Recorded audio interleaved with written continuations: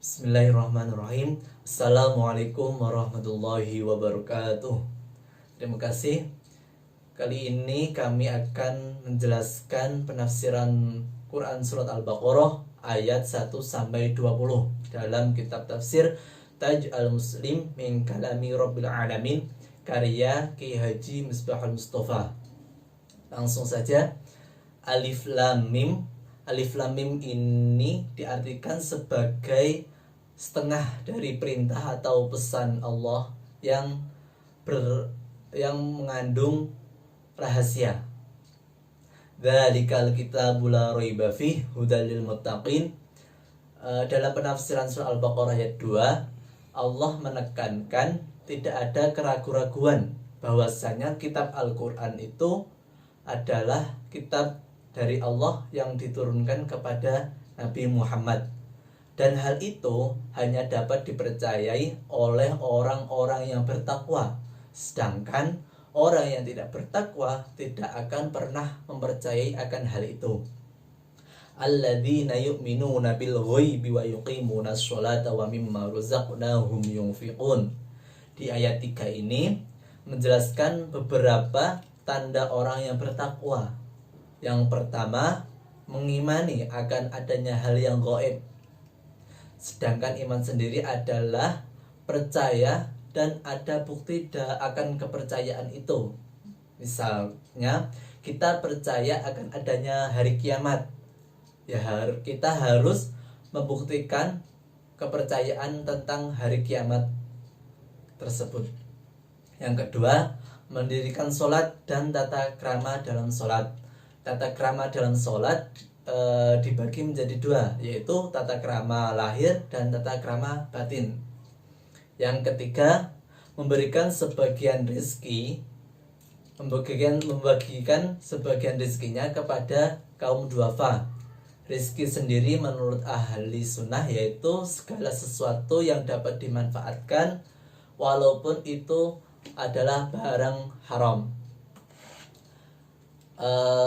Walladzina yu'minuna bima unzila ilaika wa ma unzila min qablik. Kemudian ayat 4 ini menjelaskan ada lagi orang-orang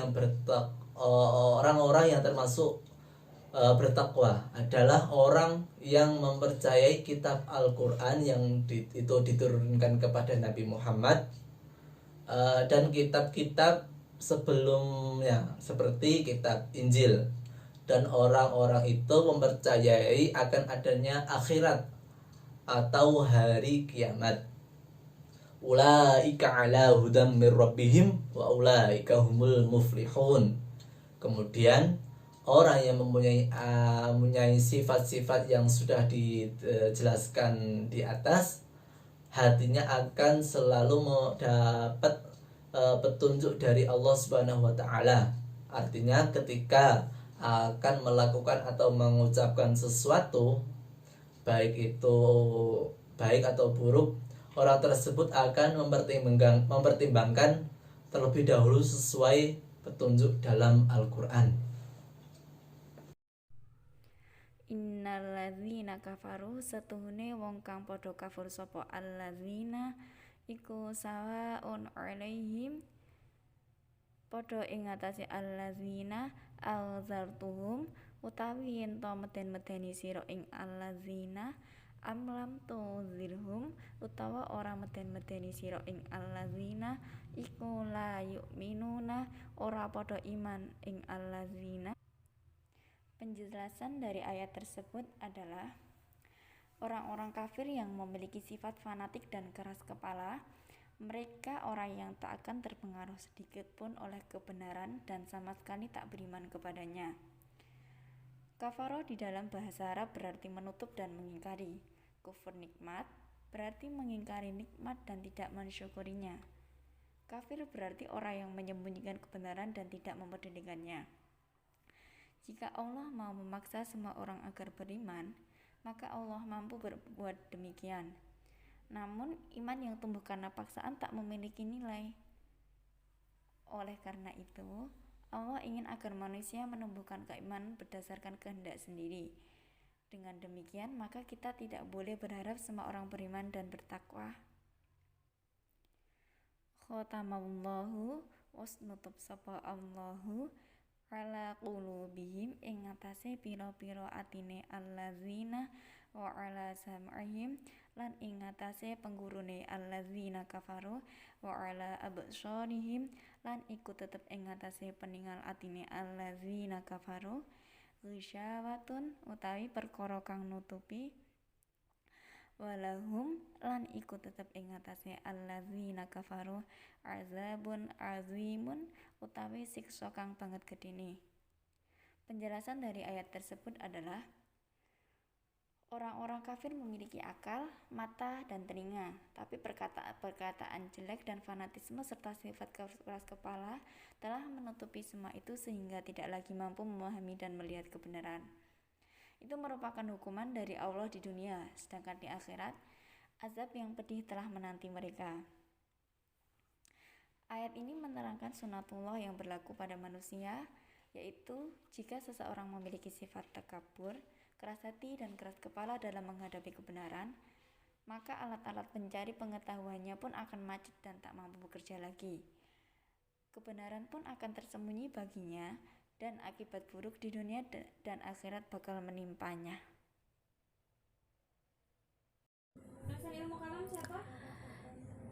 Sebagian saking menungso iku ana wong kang ngucap, aku wis iman marang Allah lan dina akhir ya iku dina kiamat, dina pembalasan amal.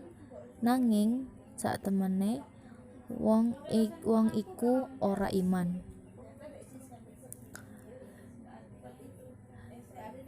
Sebab jika dia benar-benar beriman kepada Allah, jika ada perintah Allah tentu dia akan melakukan, dan jika dilarang oleh Allah tentu dia tidak akan melakukan, dan jika dia benar-benar beriman kepada hari kiamat tentu dia melakukan persiapan untuk nasib dirinya sendiri pada hari akhir nanti. Tetapi orang yang mengaku beriman itu tidak seperti itu, makanya hal itu dijelaskan oleh Allah pada firman-Nya, wa ma hum bimu'minin, mereka itu tidak diakui sebagai orang yang beriman kepada Allah.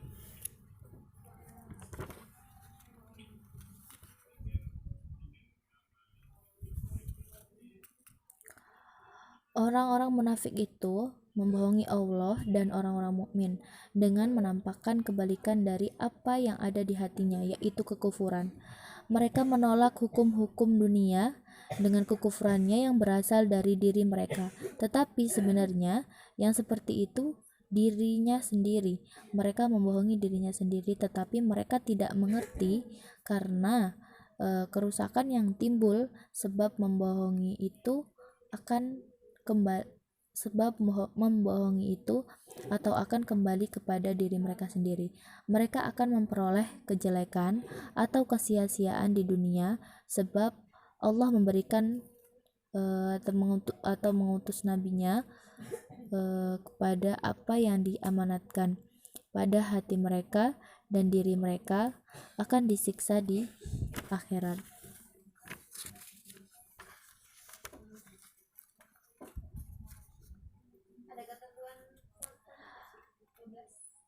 Apa sebabnya orang-orang munafik membohongi Allah dan orang-orang mukmin? Karena di dalam hatinya ada penyakit, yaitu keraguan dan kemunafikan. Jadi dirinya diberikan penyakit hati oleh Allah, yaitu bertambah ragu dan bertambah kufur. Sebab ayat Quran yang diturunkan oleh Allah yang membuka apa yang disembunyikan di dalam hatinya, karena mereka kufur.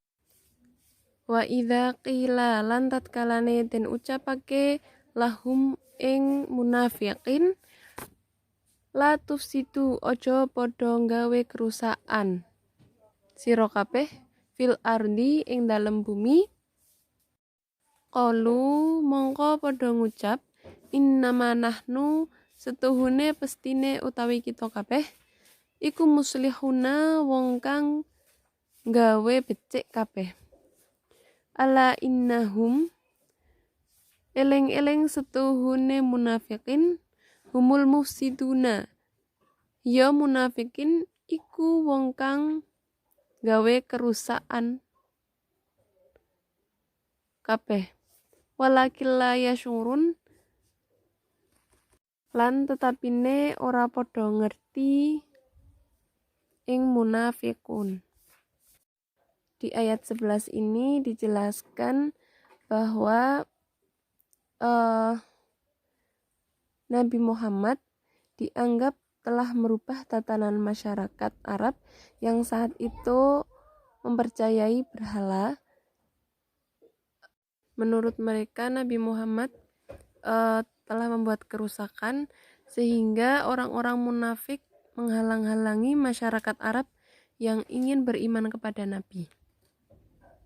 Dan di ayat 12 dijelaskan juga Allah menolak ucapan orang munafik dengan firman orang munafiklah yang telah membawa kerusakan, hanya saja mereka tidak mengerti bahwa merekalah yang sebenarnya merusak. Karena orang-orang yang kufur akan berlaku sesuai dengan keinginan diri sendiri. Dan ketika seseorang tidak mempercayai adanya Tuhan yang mengatur segala kehidupan di bumi, pastinya orang tersebut tidak akan berharap pahala ataupun mempercayai adanya siksa. Wa idza qila lan tatkalane den ucapake lahum marang munafikin aminu padha iman sira kabeh kama amanan nasu kaya yen to iman sapa menungso qalu anu minu mongko padha ngucap ing munafikin ana to iman ingsun kama amanas sufaha kaya yen to iman sapa wong bodho. Ala innahum eleng-eleng setuhune munafikin humus sufahau ya munafikin iku wong kang bodho walakil la ya'lamun tetapine ora padha ngerti ing munafikin. Di ayat 13 ini diceritakan bahwa ketika orang-orang munafik diajak untuk memeluk agama Islam dan juga mempercayai Nabi Muhammad, mereka mengatakan bahwa mereka bukanlah orang-orang yang bodoh serta mereka tidak akan beriman kepada Nabi. Wa idza laqul ladzina lan tatkalane padha ketemu munafiqun ing wong amanu kang padha iman ing alladzina qalu amanna mongko padha ngucap wis iman kita kabeh. Wa idza khalau lan tatkalane sepi ing munafikin ila syayadinihim maring pira-pira seton ing munafikin qalu inna ma'akum mongko padha ngucap setuhune ingsun iku tetep ing dalem sertane sira kabeh. Innama nahnu pestine utawi ingsun kabeh iku mustahziuna wong kang ngino-ngino kabeh. Di ayat yang ke-14 ini diceritakan bahwa ketika orang-orang munafik bertemu dengan orang-orang mukmin, mereka akan mengatakan bahwa mereka sudah masuk Islam.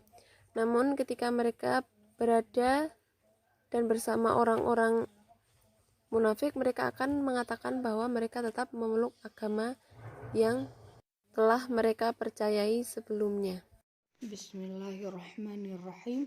Allahu yastahzi'u bihim wa yamudduhum fi tughyanihim ya'mahun. Diriwayatkan kepada Syekh Kalabi bin Abi Saleh bin Ibnu Abbas, beliau dawuh bahwasannya Allah kelak akan menghina orang-orang munafik di akhirat. Jika orang mukmin sudah ada di surga dan orang-orang munafik